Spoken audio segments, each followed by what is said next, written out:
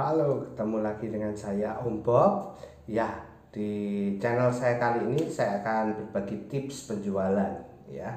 Jadi kita ketahui bersama teman-teman, saat ini masuk era digital ya, era online, terutama didukung dengan adanya pandemi corona ini. Ya, dengan berlakunya social distancing dan ketakutan orang untuk berkontak langsung karena corona ini, jadi orang rata-rata sudah bergeser pembeliannya melalui digital. Ya.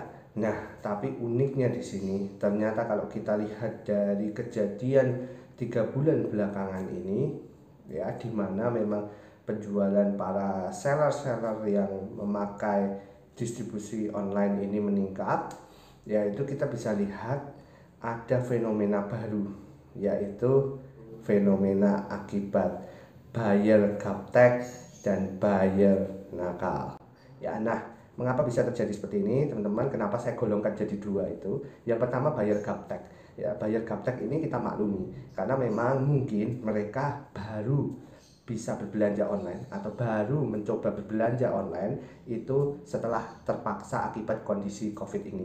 Ya, bisa dari usia yang sudah lanjut maupun yang terlalu kecil. Ya, sehingga pengetahuan mereka memang terbatas. Jadi seller kalau menghadapi yang seperti ini itu biasanya gemes gitu ya. Baru beli tadi pagi, bayarnya sore lagi gitu, minta barang langsung sampai besok paginya, atau minta barang langsung sampai 1-2 jam gitu ya. Padahal di sistem marketplace itu ada spare waktu untuk buyer bisa mempersiapkan paketnya, ya, buyer bisa dulu menunggu jemputan kurirnya dan sebagaimana waktu yang ditentukan ya.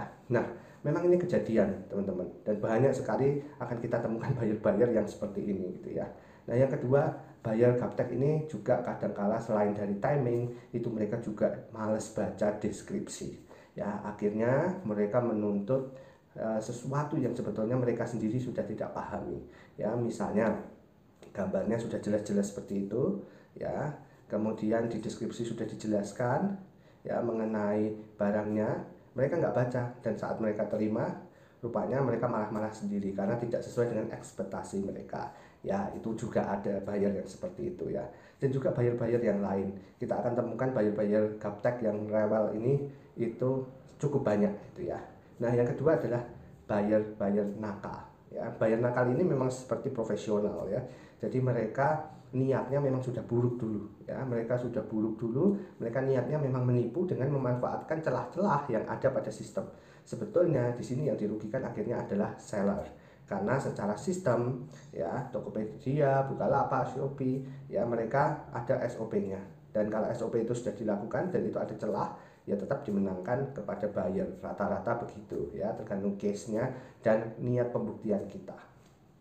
Nah, sekarang bagaimana, pertanyaannya, kita sebagai orang-orang yang mungkin mulai berbisnis digital supaya bisa mengatasi fenomena seperti ini? Nah, tips dari saya, teman-teman, untuk mengatasi buyer yang gaptek, ini harus ada pemakluman dari kita.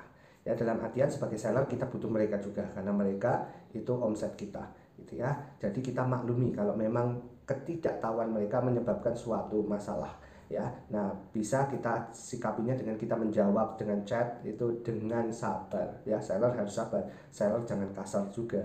Ya, karena kita harus pahami bahwa mereka masih baru dalam konsep belanja ini. Nah, yang kedua, mungkin kalau ada permasalahan, selalu arahkan ke pusat resolusi. Ya, jadi kita diskusi di sana, kita adakan pembuktian di sana, dan jelaskan sedetail mungkin, tahan emosi ya, supaya buyer bisa belajar juga gitu ya. Kita turuti aja daripada kita tolak nanti berbintang satu ya. Nah, jadi kita juga turuti, kita bimbing supaya dia bisa menjadi buyer yang dewasa ya, sehingga itu juga jadi peluang buat kita. Kalau dia puas, nanti otomatis dia akan belanja lagi dan itu omset buat kita. Nah, kalau untuk menghadapi buyer yang nakal gimana? Nah, ini kita harus jeli juga. Ya, jadi kalau kita melihat buyer yang misalnya belum minta data diri kita, minta WA kita, jangan langgar aturan MP atau marketplace ya. Selalu chat atau lakukan komunikasi melalui fitur aplikasi. Ya, itu fungsinya apa? itu supaya kita ada bukti dan kita tidak menyalahi regulasi dari marketplace. Jadi kalau ada apa-apa kita masih bisa naik banding gitu ya. Itu.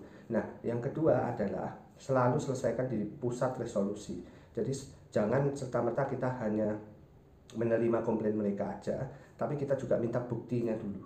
Ya, kita harus lakukan pembuktian dulu. Dan teman-teman bisa selebihnya itu minta bantuan ke Tokopedia atau Bukalapak atau Shopee atau marketplace yang lain, ada kolom bantuan di situ, Anda bisa minta di situ ya, supaya bisa terus banding ya. Selama Anda benar, Anda bisa terus melakukan argumen. Kalau misalkan Tokopedia kalau misalkan sistem MP-nya agak lemot menjawab juga, Anda bisa lakukan komplain melalui sosial media mereka. Biasanya itu lebih cepat ditangani. Jadi itu teman-teman sedikit tips dari saya untuk menghadapi customer yang aneh-aneh di akhir-akhir ini ya. Nah, semoga tips saya bermanfaat dan sebagai seller ayo jangan menyerah ya. Masalah resiko pasti ada dalam bisnis. Makanya kita juga harus cerdik, tapi kita juga harus tulus ya, sehingga rezeki kita juga tidak akan terputus. Oke, terima kasih, semoga bermanfaat ya. Terima kasih, sukses selalu buat Anda.